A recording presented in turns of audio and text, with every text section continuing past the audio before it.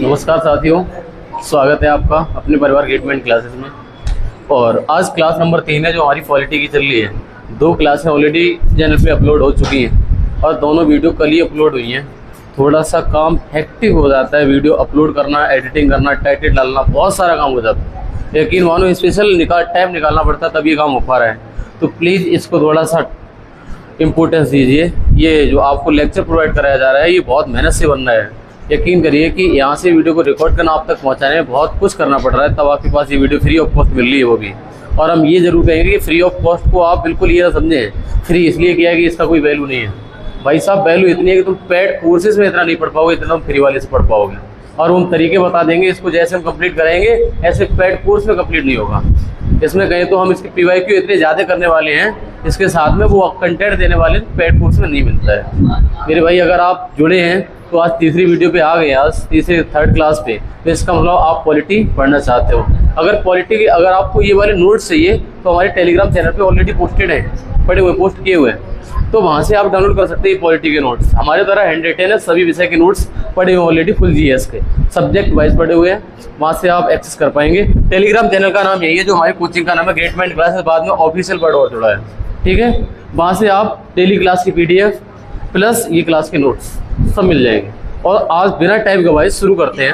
अगर आपको पढ़ना है तो रुकिए, अदरवाइज आप थोड़ा बहुत इधर उधर भी देख सकते हैं, ठीक है। अगर आप थंबनेल देख के आए, देखें क्या चल रहा है, तो इतना देख के आप समझ गए होंगे और आपका काम हो चुका है। जो पढ़ने वाला होगा आराम से बैठ के वीडियो देखेगा। चाहे तो कोई बच्चा अगर टाइम बचाना चाहे तो इस वाली वीडियो को 2x की स्पीड से भी देख सकता है, आपका टाइम बच जाएगा और आप बहुत सी चीज़ें नहीं जान पाएंगे। ये थोड़े से आपके लिए अच्छी चीज़ बता रहे हैं। यूट्यूब पे फैसिलिटी होती है 2x की स्पीड करके आधे टाइम में ख़त्म कर लो। अगर वीडियो हम 30 मिनट की देते तो 15 मिनट में वीडियो खत्म हो जाएगी और आपको थोड़ा सा फोकस होकर बैठना पड़ेगा अगर आप 2x की स्पीड पर चलाते हैं। इधर आ जाओ। हमने जो कल पढ़ाया था, हमने कहा था कि भारत का जो संविधान है, भारतीय संविधान है, भारतीय राज व्यवस्था है, इसमें राज करने के लिए जो नियम कानून की जरूरत पड़ती है, जो दस्तावेज चाहिए, वो हमारा दस्तावेज संविधान है। जिससे हमारी राज व्यवस्था चल रही है वो किससे चल रही है? संविधान से चल रही है। और वो संविधान का मैंने पहले संवैधानिक विकास पढ़ाना चाहा कि संविधान बना कैसे, उसी को संवैधानिक विकास कहते हैं। और संवैधानिक विकास को 2 टुकड़ों में तोड़ दिया है। एक तो हम कहते हैं ईस्ट इंडिया कंपनी का शासन और एक कहते हैं क्राउन का शासन, महारानी विक्टोरिया का शासन, है ना। और इसमें मैंने पहले ईस्ट इंडिया कंपनी का शासन पढ़ाना चाहा। इसमें पहले अंग्रेज आएंगे और अंग्रेज यहाँ पे अपना कब्जा करना शुरू करेंगे। वो मैंने बातें कल बता दी थी। और कल हम यहाँ पर पहुंच गए थे कालकोठरी घटना तक, जहाँ तक हमें लग रहा है कालकोठरी घटना तक पहुंच गए थे। और मैंने यही पढ़ा दिया था कि बताओ बंगाल का पहला नवाब कौन हुआ करता था, तो आपने बताया था कौन? मुर्शिद कुली खान था। ये हमारा पहला नवाब था बंगाल का। इसने आपको इंडिपेंडेंट रूलर मतलब डिक्लेयर कर दिया था कि हम यहाँ पे स्वतंत्र शासक रहेंगे। अच्छा, इसके बाद आ जाओ, यहाँ पर मैंने कालकोठरी घटना बता दी थी। और कालकोठरी घटना किसके द्वारा अंजाम दिया गया था? तो नाम था उसका सिराजुद्दौला ने 146 बेगुनाह अंग्रेजों को एक कोठरी में 2 दिन तक बंद रखा था। यही तो बताया था। और वो तारीख थी मेरे हिसाब से, जहाँ तक समझ में आ रही है, 20 जून 1756। 20 जून 1756 की घटना है। और 20 जून 1756 को एक घटना को अंजाम दिया गया ये सिराजुद्दौला के द्वारा। 146 बेगुनाह अंग्रेजों को मेरे भाई एक कोठरी में बंद कर दिया। ना उसको खाना दिया, ना पानी दिया, हवा तक नहीं जाने दी उनको। पता अंजाम ये हुआ कि 146 में 123 मर गए और 23 जिंदा बचे। जिसमें सांस ज्यादा चल रही थी वो बच गया, नहीं तो 123 खत्म। और इन्हीं 23 में एक आदमी बच गया था जिनका नाम था विलियम हॉलवेल। अब मेरे भाई, ये सिराजुद्दौला ने 146 बंद करे थे, उसी में एक विलियम हॉलवेल था, उसमें 123 तो मर गए थे लेकिन एक बच गया था। अब हॉलवेल भाई साहब बचे, इन्होंने एक पूरी स्टोरी लिख डाली। इसको कहा गया कालकोठरी की घटना। और इनके द्वारा लिखी गई, क्वेश्चन पूछा किसके द्वारा कालकोठरी घटना लिखी गई, तो आंसर आता है विलियम हॉलवेल के द्वारा। देखो लिखा हुआ है, प्रसिद्ध कालकोठरी घटना को विलियम हॉलवेल के द्वारा लिखा गया। और विलियम हॉलवेल ने अंग्रेजों को बताया। किसने? विलियम हॉलवेल ने। ये अंग्रेज था। हाँ भाई, अपने घर वालों को। और मेरे भाई, तुम्हें अगर कोई कूट दे रास्ते में तो अपने घर वालों को बताओगे ना जाके। तो ऐसे ही जब इसको बंद कर दिया, 146 थे, 123 मर गए, और कहता कहीं भी बताओ लड़ाई हो जाएगी। नहीं भाई साहब, बताना पड़ेगा। 123 मर चुके उसके और 23 बच गए हैं। तो इसने अपने घर पे जाके शिकायत करी अंग्रेज ने। और अपने घर पे नहीं, इसने विलियम हॉलवेल ने अंग्रेजों को बताया कि सिराजुद्दौला ने 123 बेगुनाह अंग्रेजों को मौत के घाट उतार दिया है। लेकिन भारतीयों ने कहा ऐसा कुछ नहीं हुआ है। अच्छा, ये भारतीय मतलब भारत में तो हुआ ही था ऐसा, सिराजुद्दौला ने किया ही था ऐसा, क्योंकि वो मान नहीं रहे थे। कब? जो कल मैंने घटना बताई थी कि जो कोलकाता की किलाबंदी कर रहे थे जिस टाइम पे, ये कोलकाता की किलाबंदी कर रहे थे, सिराजुद्दौला उस टाइम पे वहाँ का कौन था? नवाब हुआ करता था। तो उसने जब उसने ये कहा कि यहाँ पर किलाबंदी बंद कर दो, तो उन्होंने बंद नहीं करी थी। इस बात से गुस्सा आके इसने इनके किले पे एक अधिकार कर लिया था। वो कौन सा किला था? Fort Williams. और फोर्ट विलियम्स किला को अधिकार करके उसके बाद 146 अंग्रेजों को बंद कर दिया था, उसमें से 123 मार दिए। अब मेरे भाई 123 मार दिए। अब इसकी शिकायत करने गया मेरे भाई किससे? अंग्रेजों से। लेकिन भारतीयों ने कहा ऐसा कुछ नहीं हुआ, इनको लग रहा है ऐसा। फिर ये जिंदा कैसे बच गए? ऐसे कह दिया भारतीयों ने। अच्छा, और आ गया जब विलियम हॉलबेल ने अंग्रेजों की घटना बताई, तो मद्रास प्रेसिडेंसी में अंग्रेजों का सेनापति हुआ करता था रॉबर्ट। हमने कल पढ़ाया था कि अंग्रेजों की 3 प्रेसिडेंसी हुआ करती थी, मद्रास, बॉम्बे और कलकत्ता। क्या हम सही बोल रहे हैं? क्या वहां पर चलें दोबारा? मद्रास, बॉम्बे और ये वाली थी मद्रास, बंगाल थी, कलकत्ता नहीं थी यार। वही तो हमें डाउट हुआ, कलकत्ता है ये नहीं, क्योंकि पता चल जाता गलत कहाँ पे हो रहा है। एक तो बंगाल थी, एक मद्रास थी और एक बॉम्बे। 3 प्रेसिडेंसी हुआ करती थी। और शिकायत किसके पास करेगी? मद्रास वाले पर। मद्रास में सेनापति हुआ करता जिसका नाम था रॉबर्ट क्लाइव। अब देखो मेरे भाई, देखने लायक नजारा होगा। रॉबर्ट क्लाइव क्या करते हैं? कहाँ पे आ गए थे? हाँ, विलियम हॉलबेल ने ये घटना बताई रॉबर्ट क्लाइव को। ये सेनापति हुआ करता था कहाँ का? मद्रास का। तो मेरे भाई 1757 में सिराजुद्दौला पे अटैक कर देता है। कौन? Robert Clive. वही बात की घर पे लड़ाई तुमने बताई जाके, हमें मारा, तुम्हारे घर वाले जाएंगे तुरंत लड़ जाएंगे उससे। तो यही हाल हुआ उसका। अंग्रेज ने ऐसे बताया जाके रॉबर्ट क्लाइव को, मेरे भाई 123 अपने लोग मर गए हैं। बोले ऐसे ऐसे कौन कर? बोले इंडियन कर रहे हैं। बोले चलो हम चल रहे। एकदम भरे हुए गुस्सा में आए और सीधा अटैक कर डाला किसके ऊपर? अच्छा, इसके ऊपर क्यों अटैक किया? क्योंकि पता था इसी ने ये काम किया था। ये बात हॉलबेल को पता थी, वही तो बंद रहा था अंदर। काल कोठरी घटना में बंद तो यही रहा था हॉलबेल। तो हॉलबेल ने बताया सीधा सिराजुद्दौला पे अटैक करो जाके। तो रॉबर्ट क्लाइव ने सीधा, और कब? 1700 और इसी को आ जाता है क्या? प्लासी का युद्ध। और मैंने कल एक और घेरिया का युद्ध और बताया था, सरफराज खान और अली वर्दी खान के बीच हुआ था। और वो दोनों चचेरे भाई थे यार। और अली वर्दी खान उस टाइम पे सूबेदार बगा था बिहार का। मैंने ये घटना कल बताई थी, स्टोरी बकायदा कनेक्ट करी थी मैंने। और दोनों लड़ गए, इसके बाद चचेरा भाई जीत जाता है। ऐसा हो जाता था पहले, चचेरे भाई लड़ जाते, सगे भाई लड़ जाते थे पहले। शासन के लिए मेरे भाई आगे पढ़ाएंगे, औरंगजेब के लड़के होंगे ना, वो खूब लड़ेंगे, दबा के लड़ेंगे, मार देंगे एक दूसरे को। इतनी लड़ाई होगी उनमें। ऐसा देखो 1757 में सिराजुद्दौला ने अटैक किया। उस लड़ाई को कहा गया 1757 की प्लासी का युद्ध। और ये क्वेश्चन डेट कई बार पूछी गई है, और किसके किसके बीच हुआ ये पूछा गया है। रॉबर्ट क्लाइव और सिराजुद्दौला के बीच हुआ था। और क्यों हुआ ये तो पता है तुम्हें, हमने बता दिया क्यों हुआ। क्योंकि वो मार दिए थे 123, उनका बदला लेने आया था ये। आगे देखो, आगे हम बात करेंगे। ये वाला युद्ध मेरे भाई केवल 1.5 घंटे चला था। हाँ, 1.5 घंटे में खत्म हो गया था। ऐसा देखो 1.5 घंटे चला। बंगाल का पहला गवर्नर कौन बन गया? इस वाले में जीता कौन? हारा कौन? सिराजुद्दौला। भाई गुस्सा में भर के आया था वो, एकदम फुल था, एकदम गले तक भरा हुआ था गुस्से में। इसने आगे सीधा इसको हरा दिया। आगे बोले तुम तो हार गए। अब ऐसा बंगाल के नवाब का पद समाप्त करके पहला गवर्नर बन गया। इसका नाम क्या था? Robert Clive. अच्छा, आपसे क्वेश्चन पूछा जाता है, बंगाल का पहला नवाब कौन था? मुर्शिद कुली खान। अब बंगाल का पहला गवर्नर कौन था? Robert Clive. अभी ये प्रश्न आपको साधारण लग रहा होगा, जैसे जैसे पॉलिटी में आगे बढ़ेंगे। पहले आपको गवर्नर पढ़ाया है, आगे चल के पढ़ाएंगे बंगाल का पहला गवर्नर जनरल पढ़ाएंगे, फिर आपको वायसराय पढ़ाएंगे, तब आपको पीछे वाला धीरे धीरे भूलोगे। तो क्या करोगे? पीछे धीरे धीरे भूलोगे। और ये बात आज कह रहे हैं, जब हम उस स्टेज पे पहुंच जाएंगे तब आपसे कहेंगे बताओ क्या बताया था वहां पे। तब आप ध्यान करके बताओगे। जब जिसका IQ ज्यादा होगा ना उसको याद होगा। हाँ सर, आपने बताया था कि बंगाल का पहला गवर्नर रॉबर्ट क्लाइव बना था। कौन बना था? Robert Clive. किसको हरा के बना था? सिराजुद्दौला। आगे देखो, इसने मेरे भाई जब बंगाल का गवर्नर बन गया ये रॉबर्ट क्लाइव, तो इसका सेनापति किसको बनाया और मंत्री किसको बनाया? राय दुर्लभ इसने मंत्री बना दिया। और अपना सेनापति बनाया किसको? मीर जाफर। हाँ, इसने अपना बना लिया।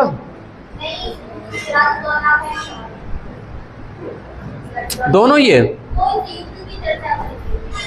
नहीं, मीर जाफर आगे देखो, इसलिए अंग्रेजों ने खुश होकर मीर जाफर को अगला नवाब बना दिया। मेरे भाई हम बताना ये चाहते हैं, हाँ इसका ये बताना चाहते हैं, जो ये 1.5 घंटे में प्लासी का युद्ध खत्म हो गया था, उसमें एक भेद दे रहा था। इसी का सेनापति था किसका? सिराजुद्दौला का, जिसका नाम था मीर। मतलब ये कहीं ना कहीं दुश्मन की तरफ से उसको जिताने की चाल चल रहा था। जो जब लड़ाई हो रही थी रॉबर्ट क्लाइव सिराजुद्दौला के बीच में, तो सिराजुद्दौला का रॉबर्ट क्लाइव जो सिराजुद्दौला का सेनापति था, जिसका नाम था क्या? मीर जाफर, ये मिल गया था जाके रॉबर्ट क्लाइव से। रॉबर्ट क्लाइव को बता दिया ऐसे ऐसे करो तुम जीत जाओगे तुरंत, तभी तो ये युद्ध 1.5 घंटे में खत्म हो गया था। ये रीजन बता रहे हैं, है ना। और आगे देखो, इसीलिए अंग्रेजों ने खुश होकर मीर जाफर को अगला अपना नवाब बना दिया। भाई साहब बनाएंगे क्यों नहीं बनाएंगे, पूरा काम करवा दिया उन्होंने तो, है ना। भाई हिसाब है कि अगर तो आपका पेपर कोई हो रहा हो, पेपर यूपीएसआई का हो, और कब पेपर की तैयारी मत करो, हम पूरा पेपर दे देंगे तुम्हें, और पेपर दे दिया लग गए, तो सबसे ज़्यादा एहसान किसका होगा? पेपर देने वाले का। तो वही कुछ हिसाब था इस मीर जाफर का, इसने पूरा पेपर लीक कर दिया, बोले जाओ ऐसे ऐसे जाके हरा दो, हरा दिया। और हरा दिया मेरे भाई, अंग्रेज खुश हो गए, मेरे भाई तो हो गया मीर जाफर अगले नवाब। भाई साहब मीर जाफर की बल्ले बल्ले हो गई, लेकिन ये का पता भाई साहब अपना घर बर्बाद कर लिया इन्होंने। अगला नवाब बना कौन? 1757 से लेकर 1700 आगे लिखा हुआ है, मीर जाफर अंग्रेजों का ऐतिहासिक था, जिससे इसकी मदद से अंग्रेजों को काफी फायदा हुआ। मेरे कहें तो ये भाई साहब, ये इस टाइप का कहें तो अपने देसी भाषा में कहते थे चिमचा, इस टाइप का था। गांव में इधर की उधर कर देना, लड़ाई करवा देना, उस टाइप का आदमी था ये।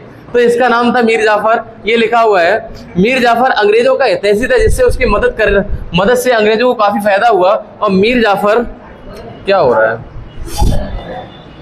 ओके, अब से आगे देखो, अब क्या हुआ आगे? आगे लिखा हुआ है, मीर जाफर और अंग्रेजों के बीच। देखो यार, खराब आदमी खराब होता है, वो कितना भी तुम्हारे लिए सही कर दे, लेकिन ना उसका मौका लगेगा तुम्हारे साथ भी गलत कर देगा। गलत आदमी हमेशा, मेरे भाई इसने गलत किया था सिराजुद्दौला के साथ, इसने सहायता करी थी अंग्रेजों की, रॉबर्ट क्लाइव को जितवा दिया था, लेकिन अब किसकी तरफ आ गया था? अंग्रेजों की तरफ। अब अंग्रेजों में होशियारी दिखाई होगी इसने, अब अंग्रेजों के बीच में इसके बीच मतभेद हो गया। ये लिखा हुआ है, मीर जाफर और अंग्रेजों के बीच मतभेद हो जाने के कारण बंगाल का अगला नवाब मीर हटा दिया उसको, उस पद से हटा दिया। मेरे भाई अंग्रेजों को पता था ये आदमी कभी भी हमारी बुराई कर सकता है कहीं पे, तो इन्होंने इसको हटा के किसको ले आए? मीर कासिम को ले। आगे देखो क्या होता है, अगला नवाब बनता है मीर कासिम 1760 से लेकर 1763। ठीक है। अरे भाई क्या हो रहा है इसमें?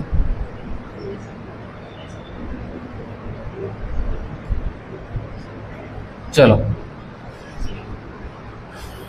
आगे लिखा हुआ है, देखो बेटा, कि मीर कासिम बड़ी अच्छी तरीके से जानता था कि अंग्रेज धीरे धीरे बंगाल पर हावी हो रहे हैं, और शक्ति का जो नया बन के आया ना नवाब, जिसका नाम था क्या?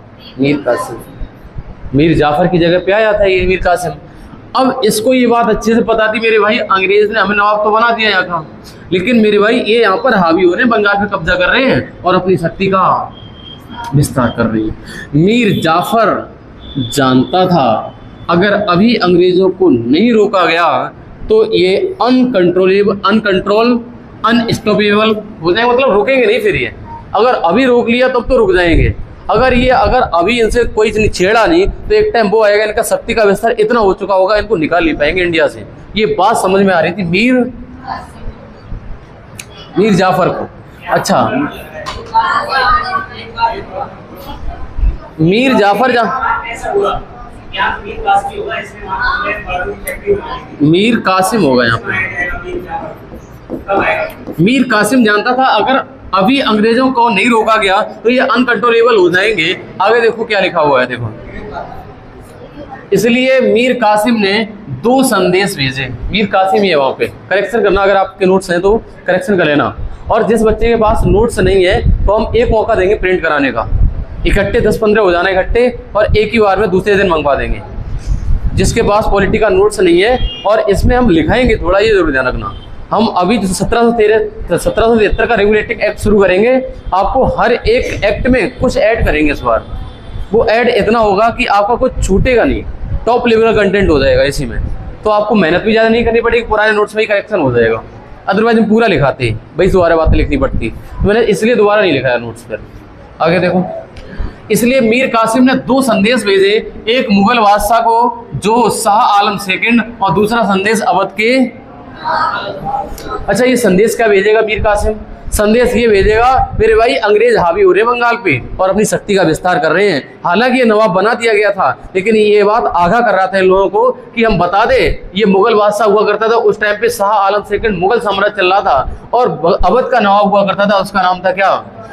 सुजाउद्दौला। उनको दोनों को संदेश भेज देता है और कहता है तीनों ने मिलकर एक गठबंधन तैयार किया अंग्रेजों के खिलाफ लड़ने के लिए, और ये स्ट्रेटजी का अंग्रेजों को पता चला। तो 1773 में मीर कासिम को हटाकर मीर जाफर को उन्हें बंगाल का नवाब बना दिया गया। मेरे भाई, मीर जाफर को हटाया क्यों गया था? मीर जाफर को इसलिए हटाया गया था उस टाइम पे कि अगर इस आदमी ने सिराजुद्दौला की बात हमें बताई थी, तो एक टाइम ऐसा हो सकता है हमारी बात किसी और को बता के हरवा सकता हमें, तो इसलिए इसको हटा दिया। या हटाया और लगाया किसको? मीर कासिम को। और मीर कासिम होशियार आदमी था। मीर कासिम ये समझ रहा था कि अगर अंग्रेज बने रहे तो यहाँ पे कब्जा कर जाएंगे, विस्तार हो जाएगा इनका यहाँ पे। तो इसने पता चुपके से एक संदेश तो डाल दिया। किसको? 2 व्हाट्सएप मैसेज करे, एक मैसेज कर दिया मुगल बादशाह शाह आलम सेकंड को, और एक मैसेज डाल दिया किसके? अवध के नवाब सुजाउद्दौला। दोनों ने सीन कर लिया मैसेज। फिर वही सीन करके पिया हुआ, और इस स्ट्रेटजी का पता चल जाता है अंग्रेजों को। जब अंग्रेज जाने के मेरे भाई हम तो इसको नवाब नियुक्त करें, ये तो हमारे ही मतलब पीछे चाकू भेजने के चक्कर में है। तो जैसे ही अंग्रेजों को पता चला, बोले हट जाओ तुम तुरंत, और दोबारा से ले आओ किसको? मीर जाफर को। लेकिन मेरे भाई स्ट्रेटजी तो पूरी बन चुकी थी अंग्रेजों को हटाने की। अब देखो क्या होता है। अब होगा मेरे भाई, जब ये सब हो गया, पकड़ा धकड़ी हो जाती, फिर बाद में लड़ाई होती है। अगर हमारी तुम्हें पता चली, तुम्हारी हमें पता चली, अगर पता चल गई दोनों को, तो लड़ लो जो जीत जाए। अब मेरे भाई अब ऐसा ही सिस्टम हुआ इनका। देखो क्या लिखा हुआ आगे। 1764 में एक युद्ध हुआ जिसको कह जाते हैं बक्सर का युद्ध, और इसमें शाह आलम सेकंड मुगल बादशाह हुआ करता था, और सुजाउद्दौला अवध का नवाब हुआ करता था, और मीर कासिम वही था जिसको हटा दिया था, नवाब बना हुआ था। ये 3 आदमी इकट्ठे हुए थे किसके लिए? अंग्रेजों के खिलाफ। इन्होंने स्ट्रेटजी बना ली, अंग्रेजों को पता चली, तो इसको मीर कासिम को हटा दिया था। कौन आ गया था वहां पे? मीर जाफर आ गया था। और इसके बाद इन तीनों आदमी ने इकट्ठे होके, इसने अपनी सेना इकट्ठी करी, इसने अपनी, और ये भी संग में आ गया। 3 आदमी। शाह आलम सेकंड मुगल साम्राज्य का उस टाइम पे मुगल बादशाह हुआ करता था, और सुजाउद्दौला अवध का नवाब हुआ करता था, और मीर कासिम उस टाइम पे वहां का नवाब हटा दिया गया था ये। और तीनों ने अंग्रेजों के खिलाफ युद्ध लड़ा। उधर से हेक्टर मुन्नो हुआ करता था जो इस खिलाफ लड़ा युद्ध। तो हेक्टर मुन्नो की सेना थी और उससे युद्ध लड़ा, और पता क्या चला, जो 1764 में बक्सर का युद्ध हुआ था, इसमें तीनों हार जाते हैं। यही वो निर्णायक लड़ाई थी जहां से अंग्रेजों का कब्जा भारत में होना शुरू हो गया था। एक तो प्लासी का युद्ध और एक बक्सर का युद्ध। ये हमेशा इंडिया पे मतलब स्टार्टिंग में इन्होंने कब्जा करा, और हम लोग इनके गुलाम रहे। इसका मेन कारण बना, जब कभी स्वतंत्रता दिवस मनाया जाता हो तो आप कई बार सुनेंगे कि राजनेता के द्वारा, अगर वो पढ़ा लिखा होगा, अच्छे संविधान पढ़ा हुआ, तो वो यही करेगा कि एक बक्सर का युद्ध और एक प्लासी का युद्ध था, इसी की वजह से हम अंग्रेजों गुलाम बने रहे, अदरवाइज गुलाम नहीं होते हम, है ना। लेकिन हम लोग उस टाइम पे थे नहीं ना, ये उस टाइम की बातें चल रही हैं। आगे आ जाओ। अच्छा ये बता दो, प्लासी का युद्ध कब हुआ था? 1757। और कौन सा है? 1600, 1700। बस महज 7-8 साल में सब कुछ हो गया था। 7-8 साल में अंग्रेजों ने अपना पंजा जमा लिया था इंडिया पे। देखो होता क्या है, जब मेरे भाई तुम हार जाते हो, तुमने पूरे षड्यंत्र रच लिए अंग्रेजों के खिलाफ, अंग्रेजों को पता भी चलेगा, उन्होंने युद्ध भी लड़ लिया। अब युद्ध में तुम हार गए, अब क्या होगा? अब तुम्हें सरेंडर करना पड़ेगा। अब जो अंग्रेज कहेंगे वो मानना पड़ेगा। भाई साहब तुमने लड़ाई कर ली और हार भी गए, अब वो कहेंगे चाहे तुम्हें लपड़ जाए, चाहे तुम्हें काम करवाएं, चाहे वो कहे हमारे घर के अंदर रहोगे, काम करवाएं, काम करोगे। तो मेरे भाई इसके बीच में एक संधि होती है। देखो क्या लिखा हुआ है। तीनों सेनाओं के हार जाने पर रॉबर्ट क्लाइव और शाह आलम सेकंड सुजाउद्दौला के बीच एक बोले बैठ जाओ, शांति से खूब लड़ लिए। अंग्रेजों ने कहा, ये कौन था? Robert Clive. बोले अब जो हम बताएं वो करो। तुम लड़ लिए, खूब लड़िए, 3-3 इकट्ठे हो गए, तब भी जीत नहीं पाए। अब मेरे भाई अब क्या होगा? अगला कंडीशन 1765 में होती है मेरे भाई इलाहाबाद की। ये किस किस के बीच होती है? रॉबर्ट क्लाइव और शाह आलम सेकंड और शुजाउद्दौला। बात समझ में आ रही है? अरे भाई मीर कासिम तो कुछ भी नहीं बचा था, उसको क्यों लाओगे बीच में? वो तो सब स्ट्रेटेजी बनाई थी लड़वाने की, लेकिन लड़ा लेकिन जीत नहीं पाया बेचारा। अगर जीत जाता तो मीर कासिम भाई साहब ऐसा उठाया जाता ऊपर, उसका नाम हो जाता मीर कासिम का। उसने समझ लिया था अंग्रेज, लेकिन यार वो जीत नहीं पाया, इसलिए अब संधि करनी पड़ी इनको। और संधि किसके किसके बीच? Robert Clive, Shah Alam second और शुजाउद्दौला के बीच। और संधि ये डेट कई बार पूछी गई है, और बक्सर के युद्ध की डेट भी कई बार पूछी गई है। बताओ प्लासी का युद्ध कब हुआ था? 1757 में हुआ था। और बक्सर का युद्ध कब हुआ था? 1764 में। और इलाहाबाद की संधि कब हुई थी? 1765 में। मेरे भाई और आगे बढ़ो थोड़ा सा। इसी संधि के तहत ये डिसाइड किया गया कि अब बंगाल, उड़ीसा और बिहार प्रांत में टैक्स वसूल करने और रेवेन्यू जनरेट करने और दीवानी के अधिकार ब्रिटिशर्स के पास। जो मीटिंग हो रही थी, संधि हो रही थी, पहले तुम हार गए, अब तुम्हें बिठाए, बोले आओ बैठो, देखो अब जो टैक्स कलेक्शन करेंगे वो हम करेंगे, तुम कुछ नहीं करोगे, अब करोगे फिर मारेंगे तुम्हें हम, ऐसे करके। और बोले कि अब बिहार, उड़ीसा और कौन सा था ये? बंगाल। बंगाल में टैक्स वसूल करने और रेवेन्यू मतलब राजस्व इकट्ठा करने और दीवानी का अधिकार सब कुछ अंग्रेजों के पास पहुंच गया था। जीत गए थे वो यार। अब देखो आगे क्या होता है। अर्थात बक्सर के युद्ध के बाद ही अंग्रेजों का बंगाल पर अधिकार कर लिया, हो गया अधिकार। आगे देखो, इसके बाद बंगाल के पहले गवर्नर रॉबर्ट क्लाइव के द्वारा बंगाल में लगाया गया। ये प्रश्न आता है, जब ये सब कुछ हो गया, संधि हो गई, उस टाइम पे बंगाल का गवर्नर हुआ करता था जिसका नाम था क्या? रॉबर्ट क्लाइव के द्वारा डायरी सिस्टम इन बंगाल में द्वैध शासन लगा दिया गया। कौन सा? द्वैध शासन। प्रश्न ऐसे आता है, बंगाल में द्वैध शासन सबसे पहले किसने लगाया था? रॉबर्ट क्लाइव ने लगाया था। बात समझ में आ रही है? अच्छा, इसके तहत अंग्रेजों ने अपनी सत्ता में 2 स्तरों में बांट दिया और कहा कि अब बंगाल को एक नहीं 2 कर देने होंगे।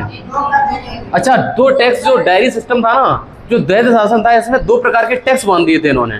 और 2 प्रकार के टैक्स कौन थे? बोले पहला तो आपको ईस्ट इंडिया कंपनी को टैक्स देना पड़ेगा, और दूसरा टैक्स होगा वो स्थानीय शासन को देना पड़ेगा। चीजों को एक बार पिरो के जरूर चलना, चीजों को कनेक्ट जरूर करना आप। देखो हुआ क्या, द्वैध शासन किसने लगाया था? रॉबर्ट क्लाइव ने। और ये द्वैध शासन क्या था? क्या ये 2 स्तर के टैक्स कर दिए थे। इसमें क्या कर दिया था? 2 स्तर के टैक्स देने पड़ेंगे, एक तो ईस्ट इंडिया कंपनी को और दूसरा वहां की लोकल गवर्नेंस को, स्थानीय शासन को। अब मेरे भाई देखो, ईस्ट इंडिया कंपनी के पास टैक्स चला गया।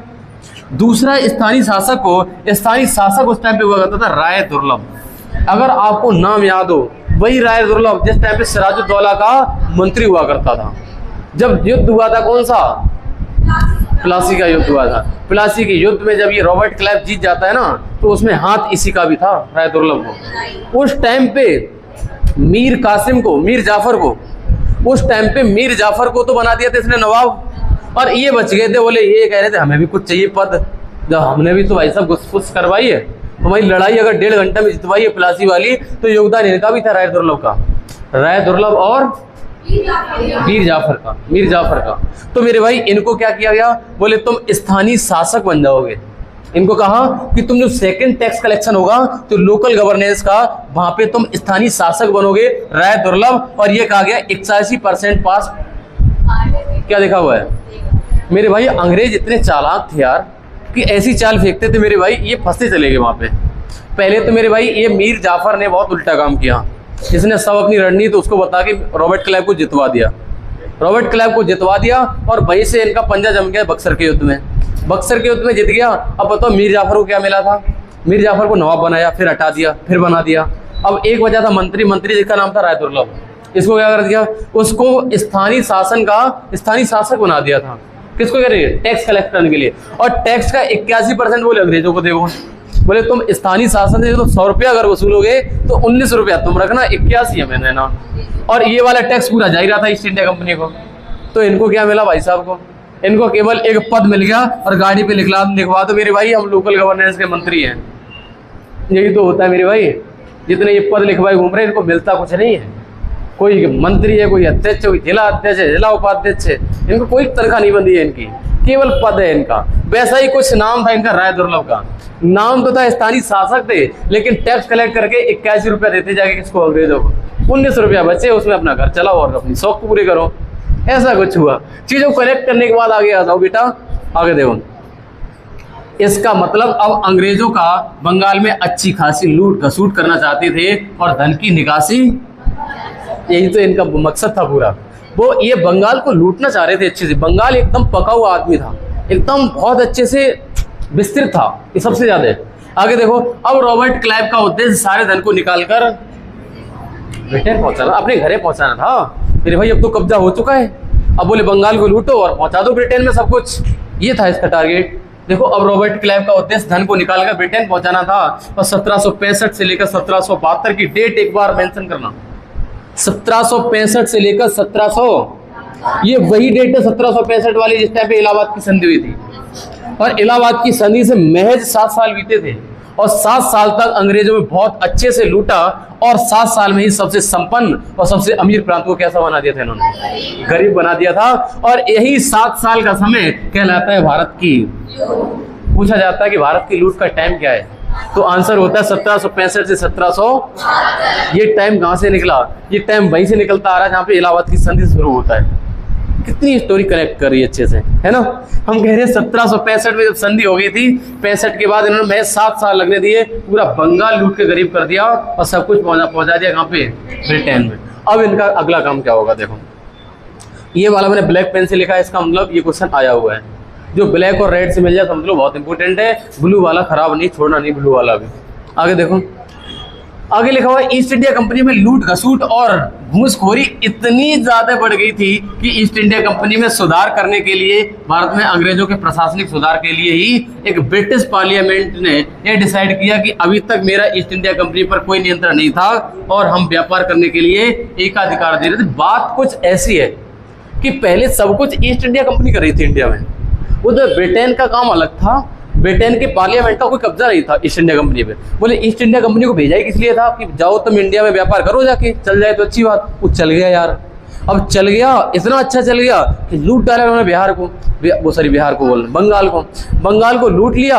अब इसमें मेरे भाई घूसखोरी रुकती नहीं है, अब इनमें घूसखोरी चलने लगी, अब अपने अपने रुपया खींचने लगे अपनी अपनी तरफ। तो मेरे भाई यही लिखा हुआ है, ईस्ट इंडिया कंपनी में लूट घसूट घूसखोरी इतनी ज्यादा बढ़ गई कि ईस्ट इंडिया कंपनी में सुधार करने के लिए, भारत में अंग्रेजों के प्रशासनिक सुधार करने के लिए ही ब्रिटिश पार्लियामेंट ने यह डिसाइड किया कि अभी तक मेरा ईस्ट इंडिया कंपनी पर कोई नियंत्रण नहीं था और हम व्यापार करने के लिए एकाधिकार दे रहे थे। अभी तक हम कोई कंट्रोल नहीं था। अब मेरे भाई ब्रिटिश पार्लियामेंट का कंट्रोल आ जाएगा इंडिया में। जो ब्रिटिश संसद थी ना, उसका ईस्ट इंडिया पे कंट्रोल आ जाएगा। अब जो ब्रिटिश संसद जो बोलेगी वही ईस्ट इंडिया कंपनी करेगी। अब क्योंकि उनको समझ में आ गया था कि इंडिया पे हमारा कब्जा होने लगा है। अब मेरे भाई काम नियम कानून से चलाओ, तभी हम कब्जा कर पाएंगे इंडिया पे। देखो क्या होता है फिर। लेकिन अब ईस्ट इंडिया कंपनी हमारे ही द्वारा बनाई गई नियम और कानूनों के तहत ईस्ट इंडिया कंपनी भारत में प्रशासन चलाएगी। यहाँ पे प्रशासन गलत लिखा हुआ, सिटी सा बनेगा, ठीक है। आप अगर बुलंद से लिख रहे हो सिटी सा बनाते हैं, इतना तो जानता है। हम बताना ये चाहते हैं कि अब ईस्ट इंडिया कंपनी पे अधिकार हो चुका था ब्रिटिश पार्लियामेंट का। किसका? ब्रिटिश पार्लियामेंट ने कहा अब जो हम नियम बनाएंगे उसके अनुसार चलना पड़ेगा। मान लिया तुम अच्छे चले, वही हिसाब है कुछ कि जैसे तुम अपने घर में 3-4 भाई हो, 4-5 बहनें हो और तुम अकेले मेरे भाई दुकान डाल दो एक अलीगंज में, और अलीगंज में दुकान उस स्तर की चल रही है, अलीगंज में टॉप लेवल इतनी अच्छी दुकान किसी की नहीं चल रही। अब मेरे भाई तुम्हारे घर वाले नियम कानून बताना शुरू करेंगे। फिर तुम्हारे घर वाले कहेंगे ऐसा करो, जल्दी टाइम से आया करो, रुपया इसमें कर लो, खाते खुलवा लो, बाकायदा सबके नियम कानून उधर से आने लग जाएंगे। जब तुम शुरू करोगे तब किसी का नियम कानून नहीं। वैसा ही कुछ था ईस्ट इंडिया कंपनी का। जब ईस्ट इंडिया कंपनी इंडिया में आई थी उस टाइम तो ये ट्रायल लेने आए थे कि चलेगा कि नहीं, वो चल गया। अब मेरे भाई अब इन पे ट्रायल चल गया मेरे भाई किसका? ब्रिटिश पार्लियामेंट का। अब देखो, अब डायरेक्टली ईस्ट इंडिया कंपनी पर ब्रिटिश पार्लियामेंट का नियंत्रण होगा। सबसे पहले 7 साल से चल रहे द्वैध शासन को, ये टैक्स वसूली में भी बहुत घपला हो रहा था। कोई जिसके रुपया मिले उसने दाब लिए, जिसको रुपया मिलने वो रख ले रहा। ये टैक्स कलेक्शन में भी वैसा रुपया बचाए जा रहे। अब सबसे पहले द्वैध शासन चलाया था, किस आदमी चलाया था द्वैध शासन? रॉबर्ट क्लाइव ने। उसको बंद कर दिया गया, बोले बंद करो ये द्वैध शासन। अच्छा, और आगे देखो, 1772 में बंगाल का गवर्नर जनरल किया है बोरेन। बंगाल के द्वैध शासन का क्या किया था इसने? पूछा जाता है कि बंगाल का द्वैध शासन लगाया किसने था और अंत किसने किया था? Warren Hastings. इसी के बाद से प्रशासनिक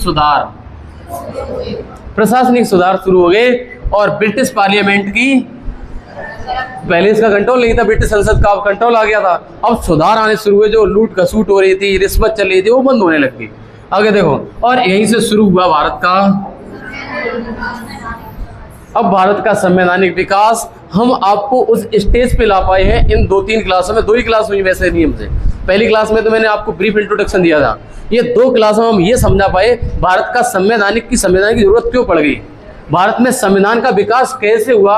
अब हम वहां पर आ पाए, मतलब वो ईस्ट इंडिया कंपनी सफल हो चुकी। अब उस पर नियम कानून बनाने के लिए हमें क्या करना पड़ा? भारत में संवैधानिक विकास करना पड़ा।